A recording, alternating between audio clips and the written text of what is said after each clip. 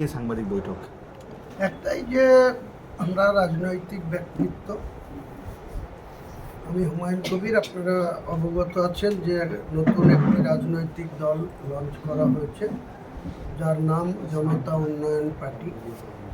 সেই পার্টি থেকে আসন্ন বিধানসভা নির্বাচনে আমরা বীরভূম জেলায় 11টি আসনেই নির্বাচনে অংশগ্রহণ করা বা প্রতিদ্বন্দ্বিতা করার মোটামুটি সিদ্ধান্ত নিয়ে রেখেছি। এখানে আমাদের জেলা সভাপতি কলিমউদ্দিন সাহেব, উনি ময়ূরেশ্বর কেন্দ্রে প্রতিদ্বন্দ্বিতা করবে। সৈয়দ সারোয়ার আমাদের বোলপুর কেন্দ্রে প্রতিদ্বন্দ্বিতা করবে। এছাড়াও আমরা আগামী দিনে 10 তারিখের মধ্যে আমাদের একটা জোটের ফাইনাল সিদ্ধান্তে আসার কথা আছে, 10ই মার্চ। এর মানে আরও এক সপ্তাহ বাংলার মানুষকে ওয়েট করতে হবে। আমরা বিজেপির বিরুদ্ধে এবং তৃণমূলকে উচ্ছেদ করা, তৃণমূলকে ক্ষমতাচ্যুত করা এবং বিজেপি সাম্প্রদায়িক বিজেপিকে বাংলার গদিতে বসতে না দেওয়াই হচ্ছে আমাদের মূল উদ্দেশ্য। কাজে আপনাদের এই পবিত্র বীরভূমের মাটিতে বোলপুরে দাঁড়িয়ে যেহেতু আমি এসছি, সকালবেলায় আবার আমার দু একটা জায়গায় ছোটখাটো প্রোগ্রাম আছে, সেরে পাথর চাপড়ি হয়ে আমি আমার জেলায় ফেরত যাব। তো তাই মনে করলাম যে আপনাদের ডেকে আমাদের বীরভূমে আগমনের উদ্দেশ্য, প্রথমে আমরা ইফতার পার্টি নিয়ে এসেছি। এখন আমরা যেহেতু একটা রাজনৈতিক ব্যক্তিত্ব, আমার দল আগামী আসন্ন বিধানসভা নির্বাচনে অংশগ্রহণ করছে, কাজেই সেখানে আমরা বীরভূমেও আমাদের সক্রিয় অবস্থান ক্লিয়ার করার জন্য আপনাদের দেখেছি। দাদা, ভোট নির্বাচনে কি আপনি আসবেন প্রচার করতে? নিশ্চয়ই আসবো, আমি এই বোলপুরে আসব এবং ময়ূরেশ্বরেও আসব এবং আরও যেসব কেন্দ্রে আমাদের নিজস্ব প্রার্থী থাকবে, কারণ আমাদের যে দল জোটবদ্ধভাবে লড়ব, সেই দলের যারা যে সব প্রার্থী থাকবে তারা যদি আমাকে নির্বাচনে অংশগ্রহণ করতে বলে, প্রচারে অংশগ্রহণ করতে বলে, সেখানেও তাদের হয়েও আসতে পারি। তাছাড়া আমাদের জনতা উন্নয়ন পার্টির প্রতীকে যারা লড়াই করছে তাদের হয়ে তো অবশ্যই আমি নির্বাচনে। দাদা, তৃণমূল বারবার দাবি করছে হুমায়ুন কবির বিজেপির বি টিম কিছু মুসলমান ভোট টানার জন্য তাকে ব্যবহার করছে, এই বিষয়ে কি বলবেন? তৃণমূলের সঙ্গে এই কথার কোনো উত্তর কাউন্টিংয়ের দিনে পেয়ে যাবে, কারণ তৃণমূলের মূল লক্ষ্য হচ্ছে মুসলিম ভোটটাকে নিজেদের পক্ষে নেওয়া। বিজেপির জুজুর ভয় দেখিয়ে মমতা ব্যানার্জির একটাই উদ্দেশ্য যে বিজেপি এসে যাবে। সব থেকে বেশি বিজেপির সঙ্গে যদি সম্পর্ক থাকে সেটা মমতা ব্যানার্জি। বিজেপি এখানে হিন্দুত্ব প্রতিষ্ঠা করতে চাইছে। মমতা ব্যানার্জিও মুসলিমদের ভোট নিয়ে তিনবার মুখ্যমন্ত্রী হয়ে তিনি জগন্নাথ ধাম করছেন, তিনি রাজারহাটে দুর্গায়ন করছেন, কখনো তিনি শিলিগুড়িতে মহাকাল মন্দির করছেন, কখনো তিনি রেড রোডে প্রতি বছর দুর্গা পুজো আসলেই তাদের অনুদানের পরিমাণ দিন দিন বেড়ে 1,10,000 হয়েছে 2,000।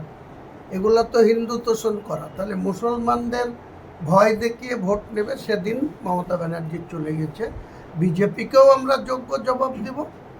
এই হিন্দুত্ব করা লিডার অফ দ্য অপোজিশন, তিনি ডাইরেক্ট বলেন, একটা ক্যাবিনেট র্যাঙ্কে চেয়ার হোল্ড করে আছেন এলওপি হিসাবে, তিনি বলেন আমি হিন্দুদের নেতা, হিন্দুদের ভোটে বিধায়ক।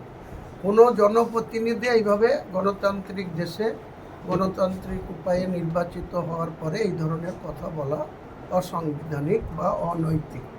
তারা বলতে দিন।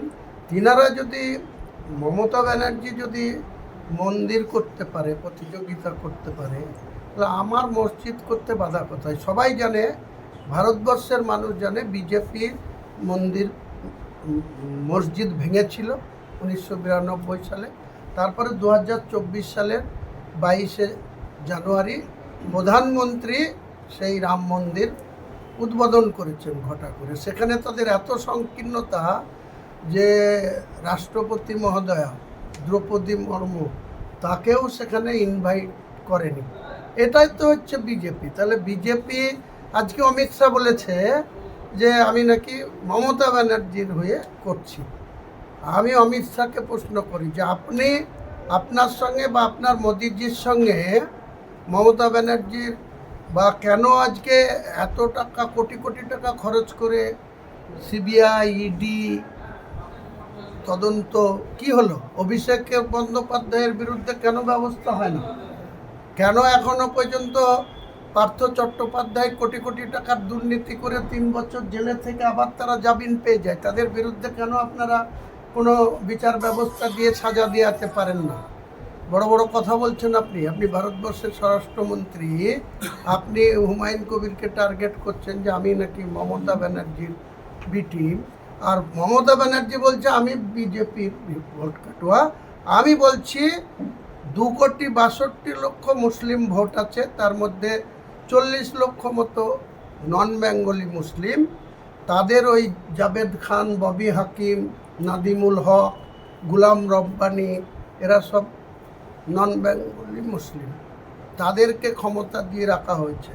বাঙালি মুসলিম যেটা 2 কোটি প্রায় 20-22 লক্ষ ভোটার আছে, তাদের কোনো গুরুত্ব নাই। মমতা ব্যানার্জি তাদের তেজপাতা হিসাবে ব্যবহার করে। এর জবাব এর আগে বলেছিল তো মমতা ব্যানার্জি যে মুসলমানরা আমার দুধের গায়ে, যে গরু দুধ দেয় তার লাত খাওয়া ভালো। এবার জোড়া পায়ের লাত খাবে মমতা ব্যানার্জি মুসলমানদের কাছে। এটা আপনাকে দায়িত্ব নিয়ে এই বীরভূমের মাটিতে বলে গেল। রেজাল্টের দিনে আপনারা দেখতে পাবেন। বীরভূমে কোন কোন বিষয়গুলো নিয়ে প্রচারে নামবে? সার্বিক বাংলায় যে সমস্ত দুর্নীতিতে ছেয়ে গেছে, বীরভূমও তো দুর্নীতির একটা আঁকড়াখানা।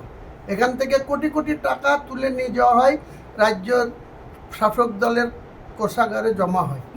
বীরভূম কি পেয়েছে? বীরভূমের বেকারত্ব জ্বালা রয়ে গেছে।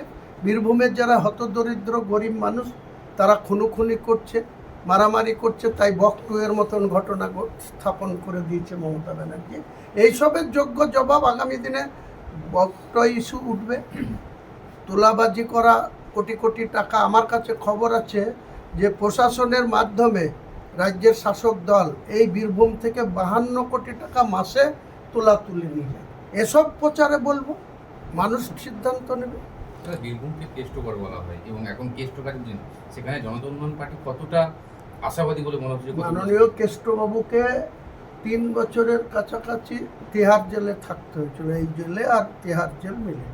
তখন এই মমতা ব্যানার্জি তার পাশে একদিন দেখতেও যায়নি, খোঁজও নেয়নি। আবার এসছে, তখন তাকে আবার বাঘ বলা হচ্ছে। তো তার যে পুরনো পোস্ট, সেই সভাপতি থেকে যে কোনো কারণে হোক তাকে কনভেনার করে এখনও দেখছি কাজল আর বীরভূম, আমরা নিউজ দেখলেই খবর পাই বা খবরের কাগজ খুললেই জানতে পারি যে বীরভূমে 2 মহাবীরের লড়াই চলছে, কাজল আর এই লড়াই থেকে বীরভূমের মানুষকে মুক্তি পেতে হবে। আর মুক্তি পেতে হলে জনতা উন্নয়ন পার্টির পক্ষে ভোট দিতে হবে। তাহলে দেখবেন বাঘ থেকে এরা সব শিয়াল হয়ে যাবে। রাজ্যসভায় যে প্রার্থী তালিকা ঘোষণা হয়েছে সেখানে কোনো বাঙালি নেই, বাঙালি তো নেই, নন-বেঙ্গলি রয়েছে। এবং একজন সমগামীকে প্রার্থী করেছে, যেটা ইসলাম ধর্মের বিরুদ্ধ।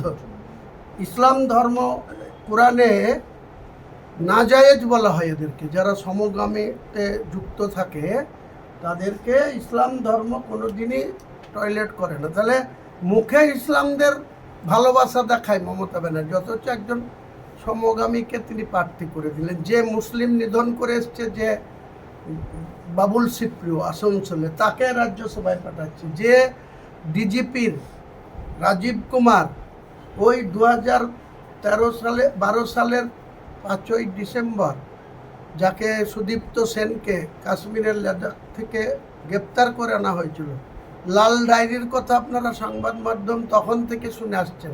সেই লাল ডায়েরি তার কাছে আছে, সেটা যদি প্রকাশ করে দেয়, তাই ডিজিপি রেখেছিল, ডিজিপি থেকে রিটায়ার করেছে, সঙ্গে সঙ্গে তাকে রাজ্যসভায় পাঠাচ্ছে হচ্ছে।